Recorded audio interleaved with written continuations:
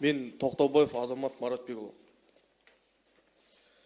Құрметті сот, менің осы атымнан осы сөзімді тыңдап отырғаныңызға сізге алғысымды білдіремін.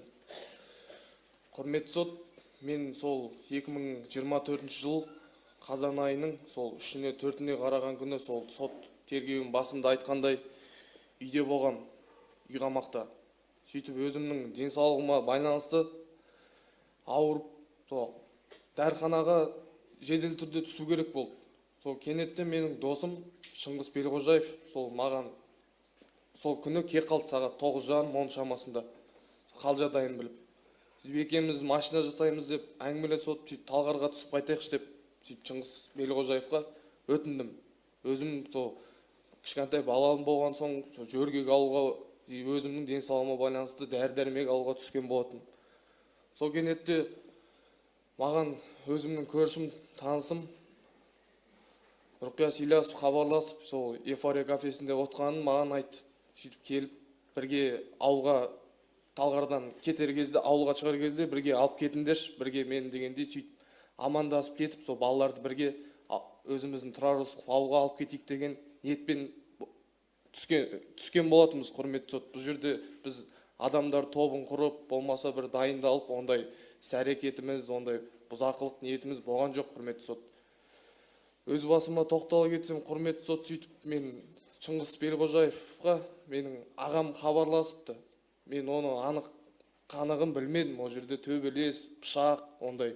Оста о жерге мен, құрметті сот, ағамның қал жағдайын біліп кетейін деген ниетпен барғанымды мойындаймын. Құрметті сот, сол қылмыс болған жерге барғанымды мойындаймын, бірақ мен ешқандай қолымда қару-жарақ, суық қару, пышақ, ондай қару-жарақ болған жоқ. Құрметті сот, ешқандай ешкімге мен пышақ сілтеген жоқпын.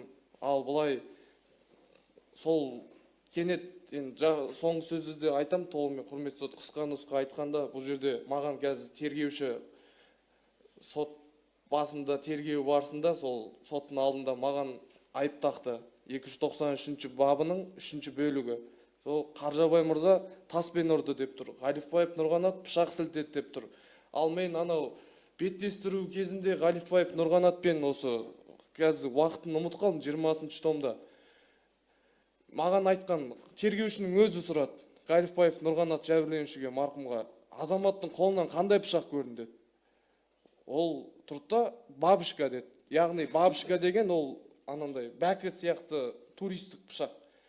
Ал тұратта айыптау актісінде бұл жерде тергеуші және прокурор мырза, прокурор ханым тергеумен анықталмаған ас пышағын деп ғалым өзі жазған болатын. Сонда бұл жерде мен түсінбеген бәкімен сонда ас пышағын, сонда айырмашылығы кәдімгідей бір пышақ, бірақ айырмашылығы көп қой бұл жерде. Құрметті сот, сол сөзден ақ байқасаңыз болады, бұл жерде жала жауып тұрған. И курткамды сілтеді дейді. Ал бұл жерде мен соңына келгенде менде ондай бакі де, ас пышағы да ондай өзіммен бірге болмады. Құрметті сот, мен өзім бақылауда жүрген адам, пробацияда, участковойда мені тексереді. Мен енді істі болдым. Мен, құрметті сот, сенбей тұрған шығарсыз маған, істі болдым. Бірақ ол істі болғаннан кейін мен басыма тиген адам. Мен уже 7 жылым кәдімгі маған бір бас бостандығымнан айыру, өмір бойы айыру сияқты мен сондай өзім аса бір қатты ауыр жаза болып тұр. Бұл маған сол алдыңғы жылымның өзі. Құрметті сот, ал енді мен бұл енді түсініп тұрмын бәрін. Жәбірленуші жағынан да енді баласы қайтыс болды, көңіл айтам. Және туған ағамның атынан кешірім сұраймын. Қатты өкінемін мен, құрметті сот, ол жерге барғаным үшін. Бірақ мен тағы да сізге айта кетейін, құрметті сот, мен ол жерге туған ағамның туысқандық, өзімнің ағамның бір қал жағдайын біліп кетуімен бардым. Мен, құрметті сотта, бір жазып өзімнің жасаған әрекетімнің сол оқиға күні сол жерге барғаным үшін толық түсініп отырмын.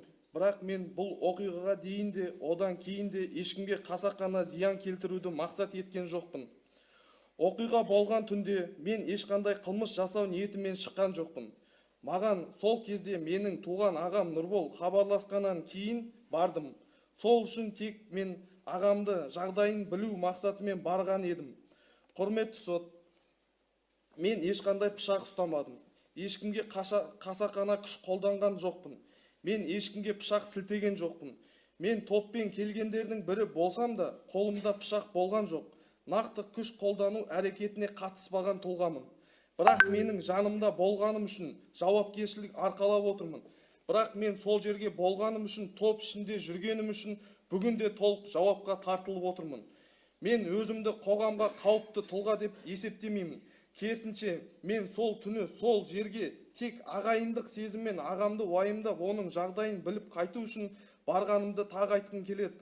Құрметті сот, бұл жағдай мен үшін өмірдегі үлкен сабақ болды. Менің осы оқиғадан кейінгі ішкі арпалысым кез келген жазаға қарағанда ауыр. Мен жақсылықты қалайтын, бірақ бір сәттік әлсіздікпен қателікке бой алдыруым. Бұл сол оқиға күні сол жерде болуым. Құрметті сот, менің отбасым бар. Бір жасқа толмаған балам бар. Қазіргі таңда әйелім бала тәрбиесімен үйде отыр. Мен отбасылық жағдайында жалғыз асыраушымын, құрметті сот. Осы сот процесінде мен жасаған қателігімді іштей 100 рет мойындадым. Бүгінгі таңда сол жаққа барғаным үшін шын жүректен өкінемін, құрметті сот. Құрметті сот, мен ешқандай бір қоғамға қауіпті болмаса, қазір мына әлеуметтік желіде бір халық жауы қылып жатыр. Мен ешқандай халық жауы емеспіз, құрметті сот. Мен өзім жұмыс істейтін адаммын. Қоғамдық жұмыстарға бейімделген мен ешқандай қоғамға қауіптімін деп, өзімді бір қылмыскермін деп үйтіп өзімді есептемеймін, құрметті сот. Құрметті сот, мен сізден әділдік сұраймын. Жазадан жалтарыну үшін емес, құрметті сот, ақиқат үшін, заң үшін, құрметті сот. Сізден соңғы үмітім, құрметті сот, әділдік пен адамдық қасиетіңізге сенемін, құрметті сот. Рахмет. Отыра беріңіз. Келесі. Қали Ахмет, Ысқақ, Белғожаев, қайсыларың? Мен Ысқақ Думан Қайдарұлы. Мен кешегі адвокатым айтқанмен толықтай келісем. Мен нақты қылмыс жасалған 4-ші қазан сағат 11:12 шамасында ғана білдім. Құрметті сот, мен сізден ақтауыңызды сұраймын. Барлық әділ болуын сұраймын, құрметті сот. Және де айта кетсем, бұл жерде кеше мемлекеттік айыптаушы айтып отқандай, бұларды таниды, бірге болды деп. Я танимын, мен Қали Ахмет Дидардан, Әскентай Дарханнан басқасын қалған танимын. Абзалды былай ғана танимын. Бір ауылда тұрамыз. Мен олардың бұрын соңды сотты болғанын, ондай болған естімеген. Бір-бірімізге көмектесіп жүрген адамдармыз. Бір ауылда тұрғаннан кейін бәріміз көршіміз. Мен ақтауыңызды сұраймын, құрметті сот. Әділ болуыңызды сұраймын. Рахмет. Айта беріңіз. Мен Белғожаев Шыңғыс Айдосұлы. Осы оқиға бойынша, орын алған оқиға бойынша сол жерге барып, сол жерде болған жағдайға араласып, ұрып-соғып, сол жерде төбелесте болғаным үшін жәбірленуші кісілерден шын жүректен, шын ниеттен кешірім сұраймын, және болған оқиғаға қатты өкінемін.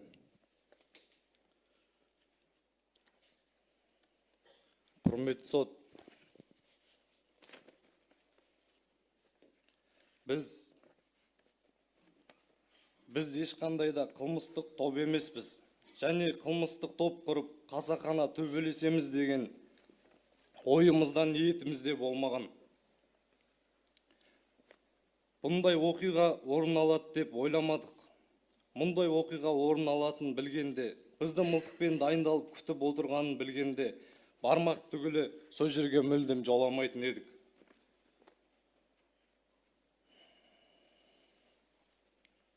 Құрметті сот, Нұрымов Қаржаубай мырза өткенгі сотта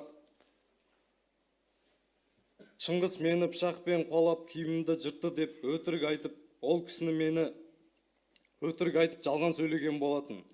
Мен ол кісіні магазиннің алдынан кейін мүлдем көрген жоқпын. қуалаган жоқпын, ондай жағдай болған жоқ.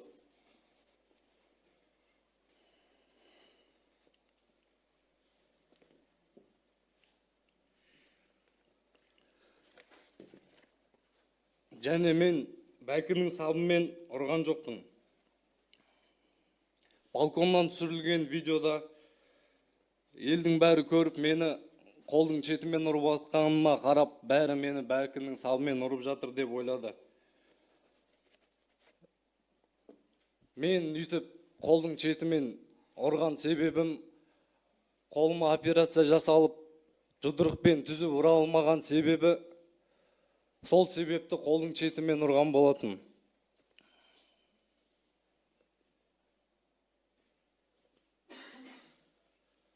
Қалған іс-әрекеттерімнің бәрін толықтай мойындаймын, бірінші күннен бастап мойындап келе жатырмын. Құрметті сот, біріншіден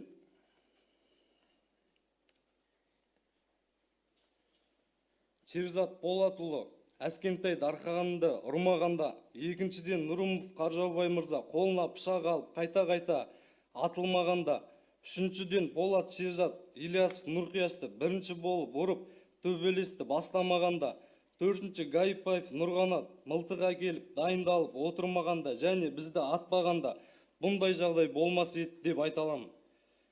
Сонда да құрметті сот, бұл өмірде ешкім мәңгі емес, бәріміздің баратын жеріміз бір. Ажалы келген адам ерте емес, не кеш емес, тура келген уақытында. Қамшының сабындай мына қысқа өмір, жалған өмірде бәрі қош айтысады. Осы қайғылы оқиғаға біз себепкер болып отырмыз. Ер жігіт көрмеймін деген жерін үш көреді, жақсат баспаймын деген жерін үш басады дейді. Сол сияқты біздің оқиға аяқ асты ойламаған жерден орын алды. 17 жастағы ысқақ Тұман қазіргі уақытта біздің арамызда еш жазықсыз қамалып отыр. Және Қалиахмет Дидарды осы оқиғаға дейін мүлдем танымадым. Осы Темірторға қамалғаннан кейін ғана танысып, білісіп, осы жерде көріп отырмын.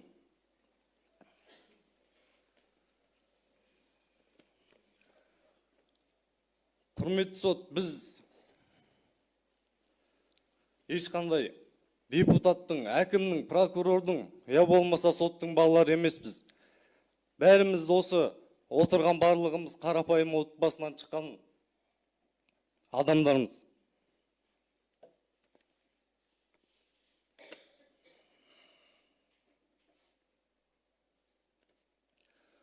Құрметті сот, бізге тағылған айып сияқты мен де сұрайтыным, Нұрымов Қаржаубай мырзаға Қазақстан Республикасының қылмыс кодексінің 293 бабымен жауапкершілікке тартуыңызды сұраймын.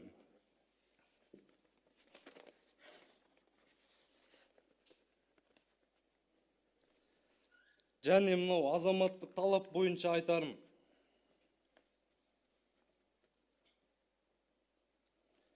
Бізге ұсынылған іс құжаттар бойынша есептеп қарасақ 660 миллион шығып тұр.